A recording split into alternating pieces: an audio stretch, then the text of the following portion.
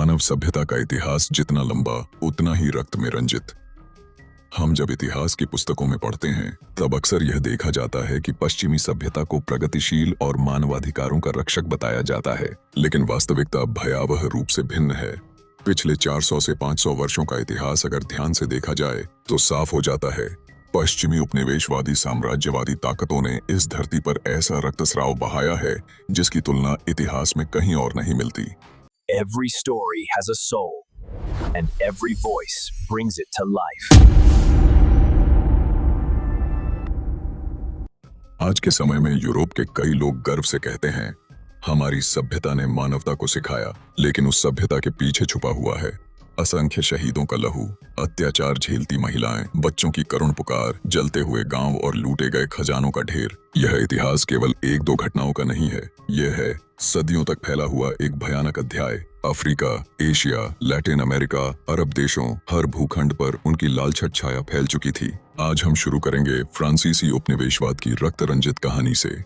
Algeria, खून में डूबे 132 साल। अल्जीरिया उत्तरी अफ्रीका का एक मुस्लिम देश। यहाँ के लोग सदियों से इस्लामी संस्कृति, शिक्षा और ज्ञान चर्चा में अग्रणी रहे थे, लेकिन 1819 में फ्रांस की नजर उन पर पड़ी।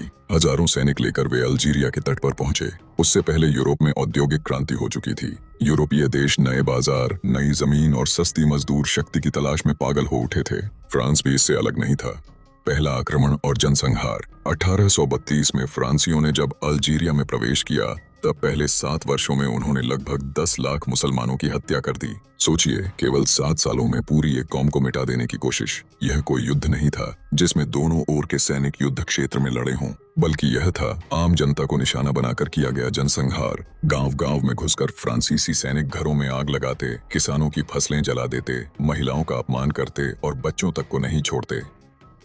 लागुआत की भयावह रात। 1852 में अल्जीरिया के लागुआत शहर में घटित हुआ इतिहास का एक नृशंसतम जनसंहार। एक ही रात में फ्रांसीसी सैनिकों ने शहर की लगभग 2/3 आबादी को मार डाला। लोगों को जिंदा आग में झोंक दिया गया। जो भागने की कोशिश कर रहे थे उन्हें पीछे से गोली मार दी गई। यह घटना आज भी अल्जीरिया के लोगों की स्मृति में जलती हुई मशाल की तरह मौजूद है, लेकिन यूरोपीय इतिहास की किताबों में इसका कोई जिक्र नहीं। वहाँ केवल लिखा है, फ्रांस ने अल्जीरिया को सभ्य बनाया। क्या ही भयानक व्यंग्य है। 132 साल का कब्जा। फ्रांस ने कुल 132 साल तक अल्जीरिया पर कब्जा जमाए रखा। इस दौरान उन्होंने अल्जीरिया की संपत्ति लूटी, संस्कृति को नष्ट किया और लाखों लोगों की हत्या की।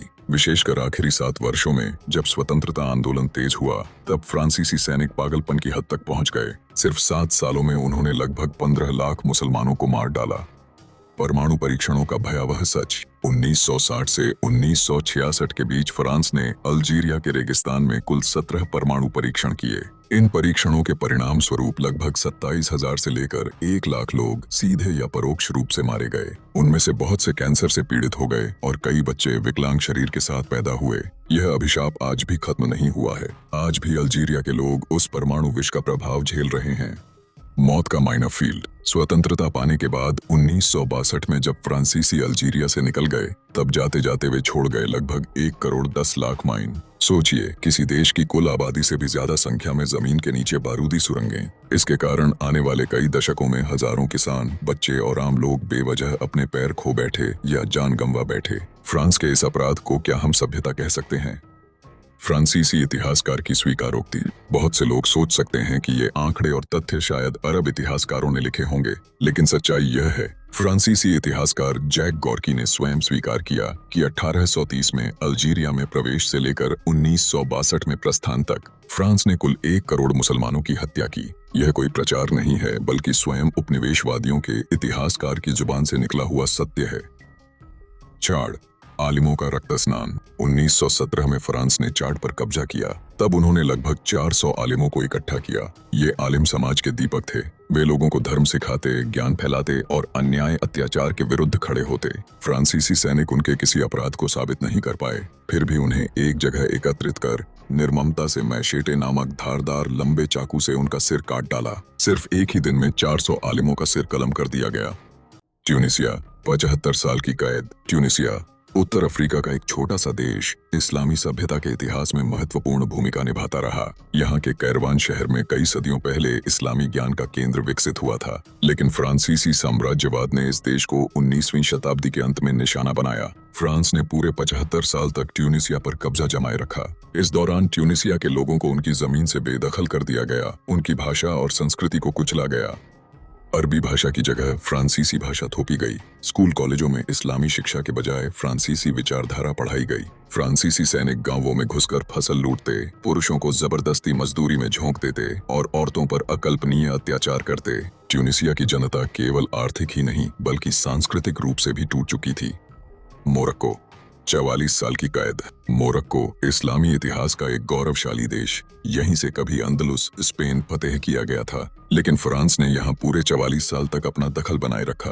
फ्रांसीसी शासन के दौरान मोरक्को के स्वतंत्रता आंदोलन को दबाने के लिए वे गांवों को आग के हवाले कर देते, किसानों की जमीन छीनकर अपनी बस्तियां बसाते, मोरक्को की जनता को निम्न स्तरीय कहकर अपमानित करते और खुद को सभ्य कौम के रूप में पेश करते। फ्रांसीसी सैनिक कई बार मस्जिदों में घुसकर शराब पीते। मस्जिदों को उन्होंने अपने घोड़ों के अस्तबल में तब्दील कर दिया। यहाँ तक कि कई जगह मस्जिदों की मीनारों पर फ्रांसीसी सैनिक झंडा गाड़कर अपनी जीत का ऐलान करते। मॉरिटानिया, 60 साल की बर्बरता। मॉरिटानिया फ्रांसीसी उपनिवेशवाद की जंजीरों में लगभग 60 साल तक बंधा रहा। इस दौरान फ्रांसीसियों ने न केवल संसाधनों को लूटा बल्कि लोगों को गुलाम बना दिया। मॉरिटानिया का रेगिस्तानी और समुद्री इलाका फ्रांसीसियों के व्यापार का केंद्र बन गया। काले अफ्रीकी और अरब नस्ल के लोगों को जबरदस्ती मजदूरी में झोंका गया, परिवारों को तोड़ा गया, बच्चों को अलग कर दिया गया ताकि वे फ्रांसीसी संस्कृति में पले बढ़ें। फ्रांसीसी दस्तावेजों में दर्ज है कि हजारों मॉरिटानियाई मुसलमानों को जबरन फ्रांस ले जाया गया, जहां उन्हें गुलाम बनाकर काम कराया गया। मिस्र में फ्रांसीसी सैनिकों की बर्बरता। 1799 में नेपोलियन की अगुवाई में फ्रांसीसी फौज मिस्र में दाखिल हुई। इस अभियान का मकसद था इस्लामी दुनिया को तोड़ना और भारत तक व्यापारिक रास्तों पर कब्जा करना। लेकिन मिस्र में दाखिल होते ही उन्होंने जो अमानवीयता दिखाई वह आज भी इतिहास का काला धब्बा है। फ्रांसीसी सैनिक घोड़ों पर सवार होकर सीधे मस्जिदों में घुसते। वे परिवारों के सामने औरतों से बलात्कार करते, मस्जिदों के भीतर शराब पीते। कई मस्जिदों को घोड़ों के अस्तबल में तब्दील कर दिया गया। सोचिए, जहां इंसान सजदा करता है उसी जगह उन्होंने जानवर बांध दिए। यही थी उनकी तथाकथित सभ्यता, यही था उनका मानवाधिकार। इस्लाम को आतंकवाद कहने की दोहरी राजनीति। आज फ्रांस समेत पश्चिमी दुनिया अक्सर कहती है इस्लाम एक आतंकवादी धर्म है, लेकिन इतिहास गवाह है कि असल आतंकवाद तो उन्होंने ही फैलाया। फ्रांसीसियों ने अकेले अल्जीरिया में ही 10 लाख मुसलमानों का कत्ल किया, मिस्र में मस्जिदों को अस्तबल बनाया, ट्यूनिसिया, मोरक्को और मॉरिटानिया में सदियों तक दमन की नीतियां चलाते रहे। अफ्रीका के चाड़ में 400 उलेमा का एक साथ सरकलम किया। 1960 से 1966 के बीच 17 परमाणु परीक्षण कर हजारों लोगों की जान ली। इतने अपराधों के बाद भी आज वे इस्लाम पर इल्जाम लगाते हैं, लेकिन दुनिया भूल जाती है कि पश्चिमी उपनिवेशवादियों ने 450 साल में लगभग 50 करोड़ से 1 अरब तक इंसानों का कत्ल किया। इतिहास की विकृति। आज की पीढ़ी जब इतिहास पढ़ती है तो उन्हें यही दिखाया जाता है कि पश्चिमी देशों ने विज्ञान दिया, तकनीक दी, आधुनिकता दी, लेकिन इसके पीछे जो असीम रक्तपात, आंसू और शोषण था उसे छुपा दिया जाता है। यहाँ तक कि कई मुस्लिम नौजवान भी आज पश्चिमी सभ्यता का गुणगान करते हैं, गर्व महसूस करते हैं, लेकिन वे भूल जाते हैं यही पश्चिमी सभ्यता कभी उनके पूर्वजों के खून से रंगी हुई थी। ब्रिटिश साम्राज्य। सूरज कभी नहीं डूबा, खून कभी नहीं सूखा। ब्रिटिश साम्राज्य को कहा जाता था empire on which the sun never sets, यानी वह साम्राज्य जिस पर सूरज कभी अस्त नहीं होता, क्योंकि उनके उपनिवेश एशिया, अफ्रीका, अमेरिका और ऑस्ट्रेलिया तक फैले हुए थे। लेकिन यह साम्राज्य बना था इंसानों की हड्डियों, खून और आंसुओं पर। भारत में कब्जा। भारत पर ब्रिटिशों ने 200 साल से भी ज्यादा समय तक राज किया। उन्होंने केवल आर्थिक ही नहीं बल्कि सांस्कृतिक रूप से भी भारत को बर्बाद कर दिया। प्लासी की लड़ाई। 1757 के बाद उन्होंने भारतीय अर्थव्यवस्था का नियंत्रण ले लिया। सिर्फ 100 साल के भीतर भारत का जीडीपी दुनिया के शिखर से गिरकर सबसे नीचे पहुंच गया। वे किसानों को नील की खेती के लिए मजबूर करते, जिसकी वजह से अकाल पड़ता और लाखों लोग मर जाते।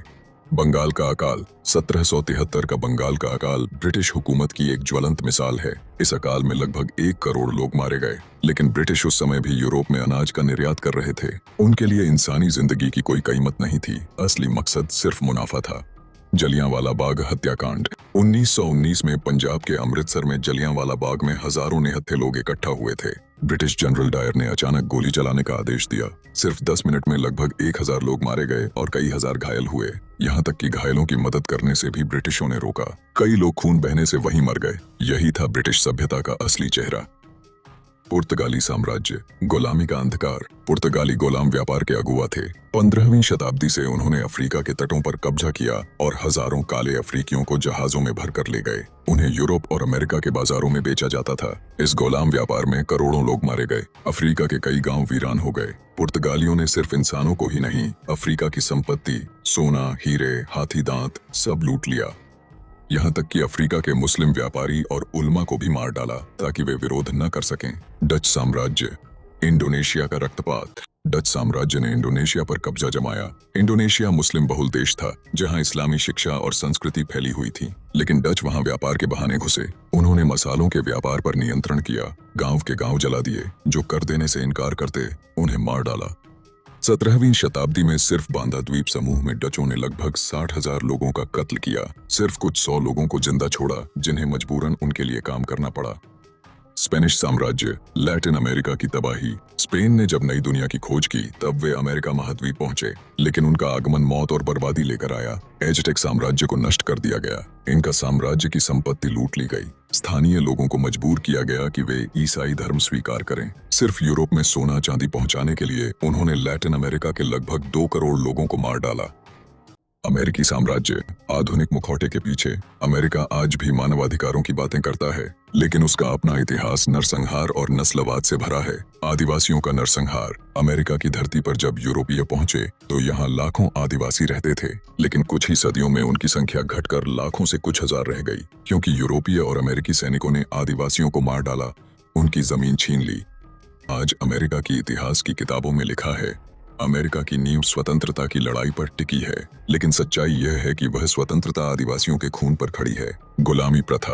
अमेरिका के दक्षिणी राज्यों की पूरी अर्थव्यवस्था सैकड़ों साल तक गुलामी पर टिकी रही। अफ्रीका से जबरदस्ती काले लोगों को लाया जाता था। उनसे कपास, तंबाकू की खेती कराई जाती थी। उनके पास कोई अधिकार नहीं था, सिर्फ जंजीरें और कोड़े थे। इतालवी साम्राज्य, लीबिया में खूनी नरसंहार। इटली ने 19वीं शताब्दी में लीबिया पर कब्जा किया। मुस्लिम लीबियाई जनता ने लंबे समय तक प्रतिरोध किया, लेकिन इतालवी सैनिकों ने निर्मम नरसंहार किया। हजारों लोगों को रेगिस्तान के कैंपों में भेजा गया। कई लोग वहां भूख से मर गए। लीबिया के स्वतंत्रता सेनानी उमर मुख्तार को फांसी पर चढ़ाकर इतालवी उदाहरण पेश करना चाहते थे, लेकिन आज भी लीबिया की जनता उन्हें शहीद के नाम से याद करती है।